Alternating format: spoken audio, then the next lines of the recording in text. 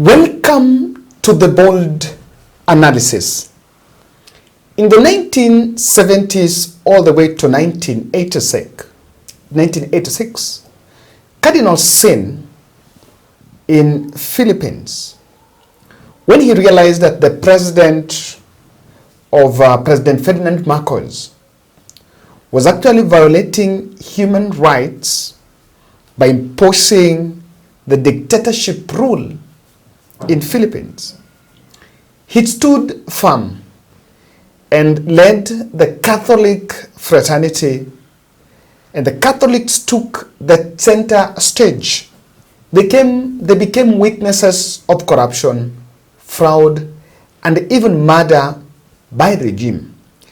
And the rising popular discontent with the dictatorship of the rulers of Marcos and his wife, Imelda, they led the population in the 1996, the much dubbed People Power Revolution, that kicked out Marcos from power. And by the way, if you read that story, Marcos and his family flew out, and they were forced to go and seek asylum in Hawaii in the US.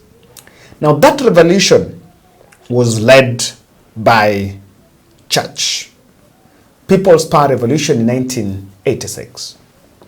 And that is why we were categorical that the church plays a pivotal role in actually checking the excesses of every administration. Today, Catholic Bishops' Conference that was happening today in Ruaraka, held a press briefing and issued a deeply worded statement, a press statement, which is a verdict on Kenya Kwanza administration.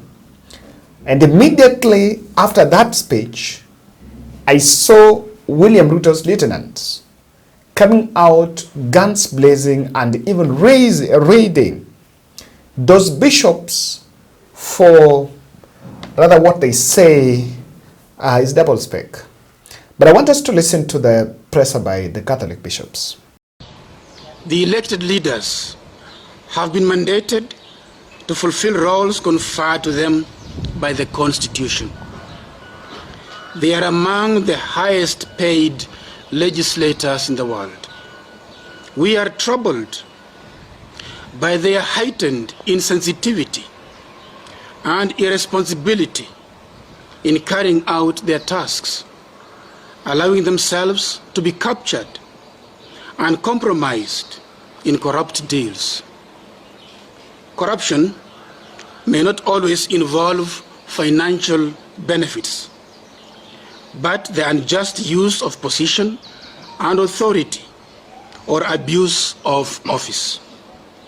The massive greed we are witnessing is shocking and heartbreaking. The violation of human rights and freedom of speech. We are appalled by the blatant recurring incidents of reported abductions, disappearances, torture, and killings of Kenyans. We also decry the increasing murder of women. This has caused great consternation, anger, and disgust. Many families are still grappling with the loss of their children who are brutally killed, injured, or went missing following what is referred to as the Gen Z demonstrations in June 2024.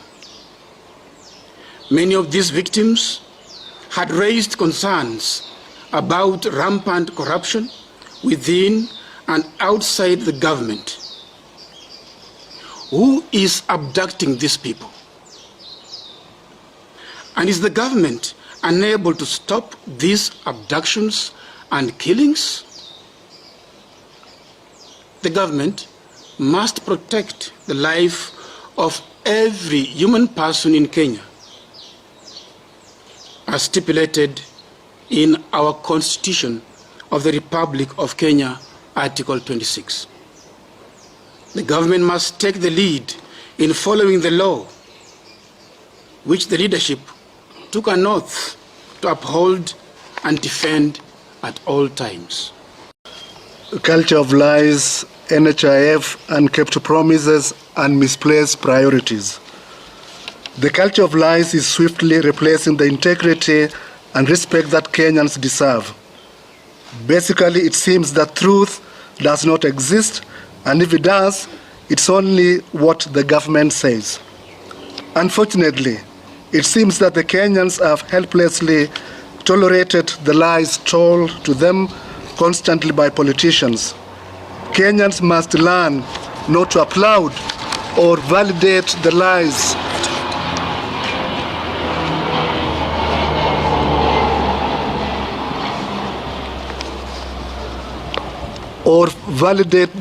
that the politicians tell them, but rather must resolve to seek and be led by the truth. When the government fails to fulfill its promises, particularly concerning payments to essential service providers, it harms vulnerable communities. This is the case with NHIF. The neglect of faith-based organizations, hospitals, now owed billions in dues, is an issue we have addressed constantly, even with the president. We recall the pertinent and resolved issues we have raised recently with the government: over taxation of Kenyans, the hiking of the missionary work permits, youth unemployment, regulations of the education system, especially the CBC and university loan scheme, the failure to constitute the IEBC, etc. We believe that genuine consultation of all concerned stakeholders in all these matters is necessary beyond the casual public participation. If you pay attention, when you listen to that clip, the bishop that was talking is not Anthony Muheria. But immediately after that statement was issued, Kapseret Member of Parliament, William Ruto's spanner boy, went and reacted to this statement, saying, "It is dumbfounding to see dumbfounding." I don't know whether that English is even right. To see Archbishop Anthony Muheria preaching the gospel on one hand and fanning tribalism on the other hand. Muheria lacks the moral authority to criticize the current regime because he is akin to doublespeak. The cleric is on record for backing the past regime even when it was clear it had failed Kenyans, and must be bold enough to steer away from tribal politics. After that statement, he went again and issued another one. Where was Muheria when bodies were turning up in Rivayala during the Uhuru's regime? Where was he when economy was spiraling downwards?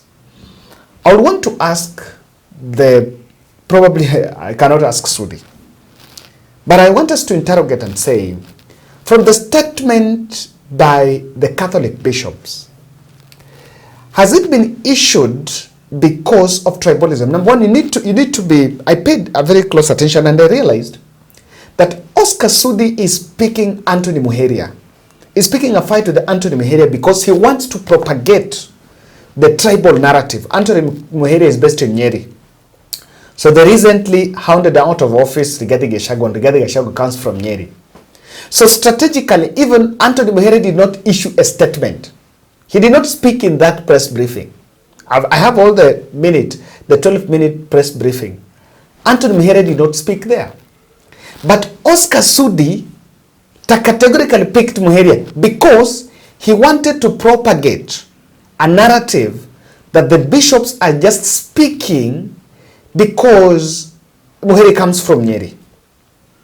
And so it is a tragedy that seemed to have befallen this country, that since we hounded out of office Rigathi Gachagua on those flimsy charges packaged as tribal incitements, anyone speaking against Ruto is speaking because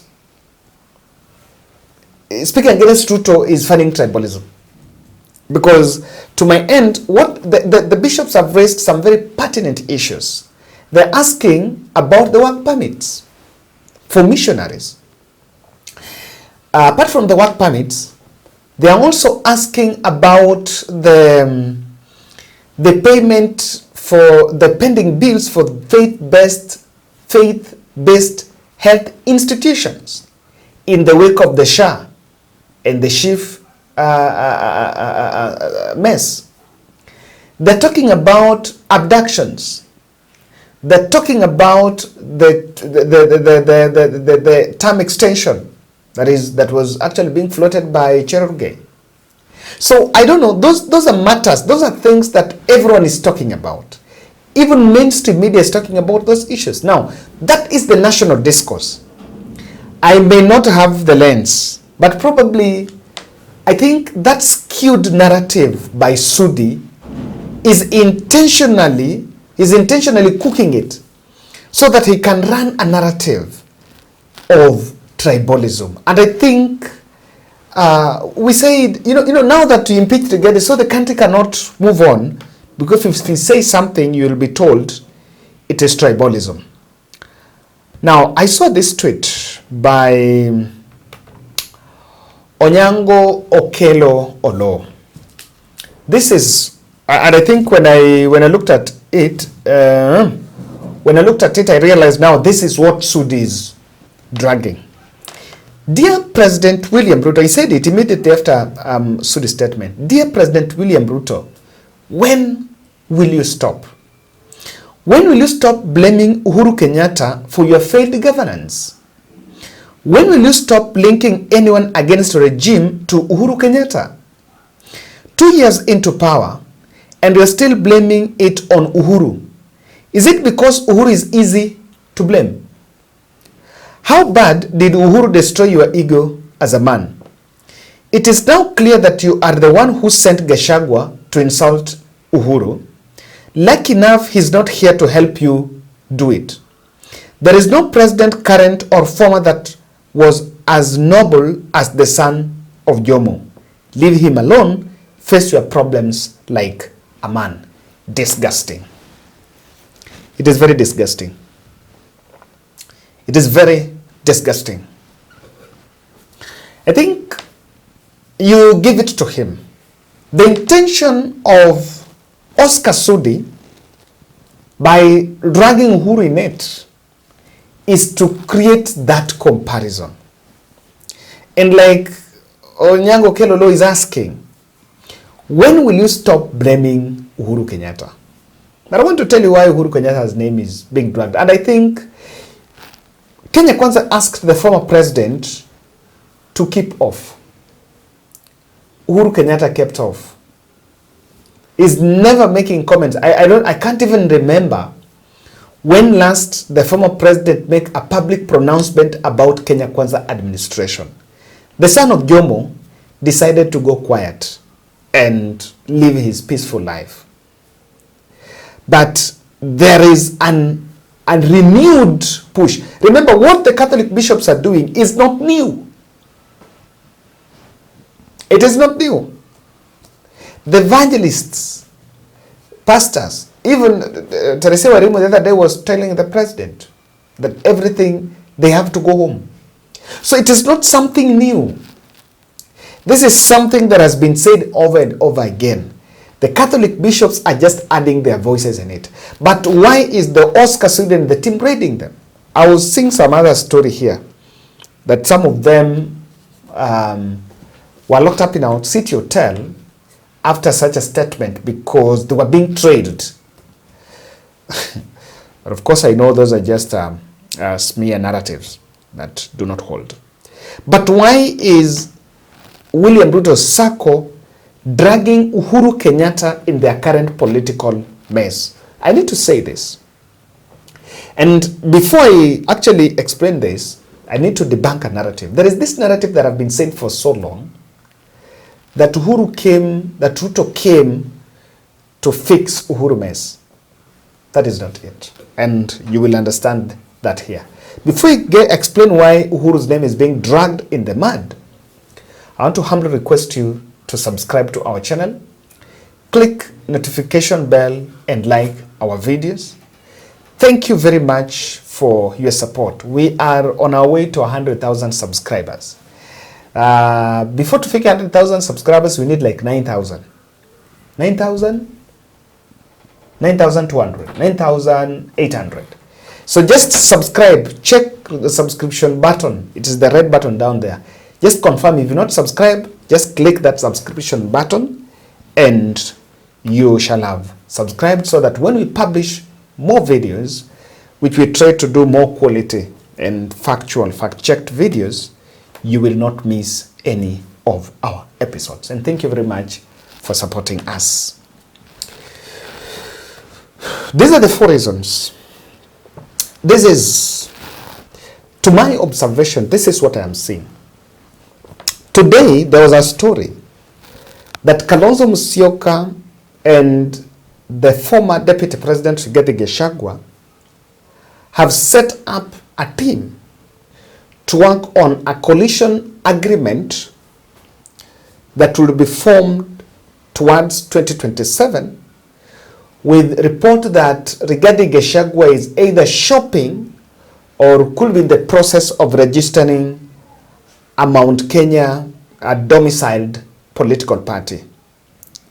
And the same story was saying that Uhuru Kenyatta has endorsed that political coalition that will bring both Gachagua and Kalonzo Musyoka together.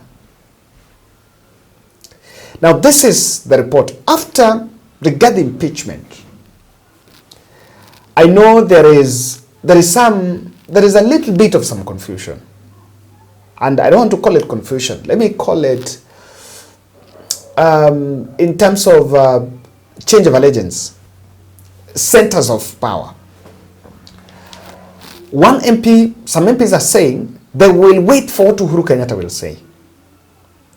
And now they understand that probably if the state will suppress Rigathi Gachagua, then the emerging voice in Mount Kenya will be that of the former president Uhuru Kenyatta. So when these statements are made, and they are now dragging, it's part of the scheme. And what Oscar Sudi was actually targeting is that the moment he blames Uhuru, then the other leaders, if that thing gathers momentum, then other leaders that will pick up this debate would actually say that Uhuru sent those, so that they pick a fight with Uhuru Kenyatta. And I think it's unnecessary. So they will want to suppress the voice of Uhuru Kenyatta. The other issue here, there is a narrative that I think Oscar Sudis are pushing by propagating that. They're saying that Muheria is fading tribal politics. I can't imagine that, because surely that is just a petty, that is just political narrative to hide the truth.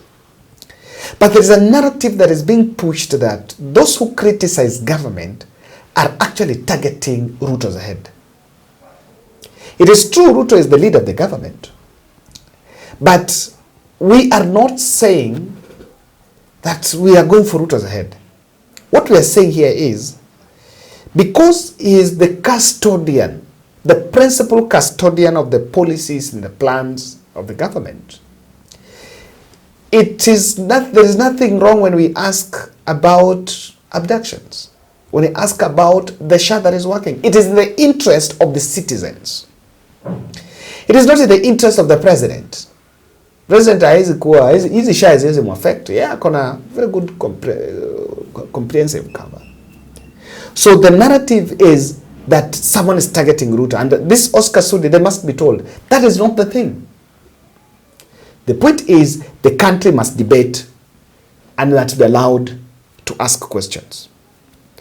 Ruto projects,